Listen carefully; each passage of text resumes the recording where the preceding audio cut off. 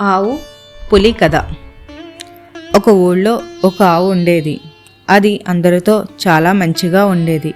యజమానికి నచ్చినట్టుగా నడుచుకుంటూ సాధు జంతువుగా నమ్మకంగా ఉండేది. ఒకరోజు అది అడవిలో మేత మేస్తూ ఉండగా బాగా ఆకలితో అటు వచ్చిన పులి కంట పడింది.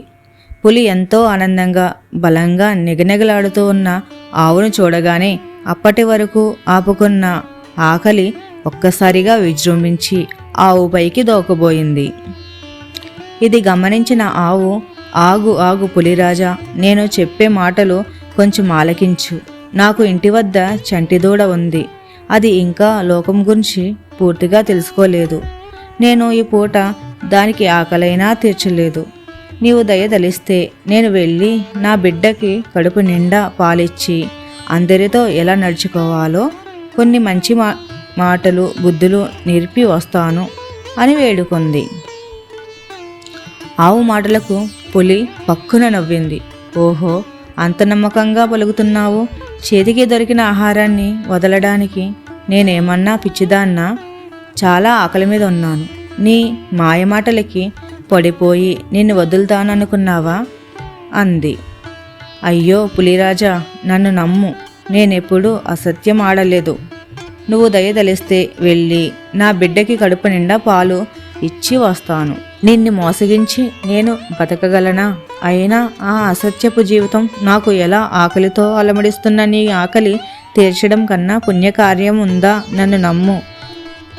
పులి ఆ మాటకు నవ్వి, సరే వెళ్ళు, కానీ మళ్ళీ తిరిగి రాకపోయావనుకో, ఈరోజు కాకపోయినా మరునాడు నువ్వు నాకు చిక్కకపోవు, అప్పుడు చెబుతా నీ సంగతి అంది.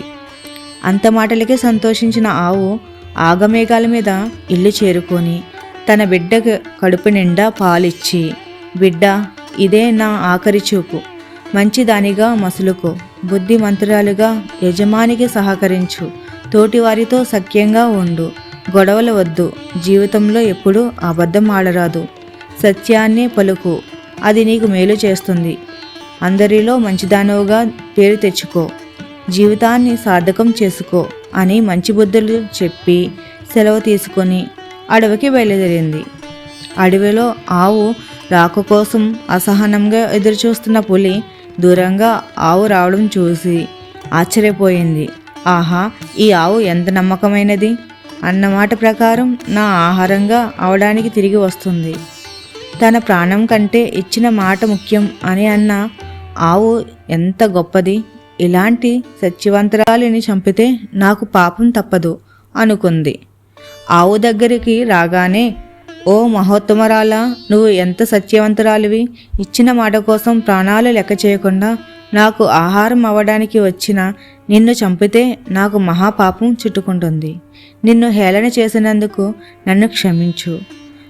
నా ఆకలి ఈరోజు కాకపోతే రేపు ఏదో విధంగా తీర్చుకుంటాను. నువ్వు ఇంటికి పోయి నీ బిడ్డతో హాయిగా జీవించు అంది. ఆవు సంతోషంగా ఇంటికి చేరి తన బిడ్డతో కలకాలం హాయిగా జీవించింది. ఈ కథలోని నీతి, చెప్పిన మాటకు కట్టుబడి ఉంటే ప్రతిఫలం దక్కుతుంది.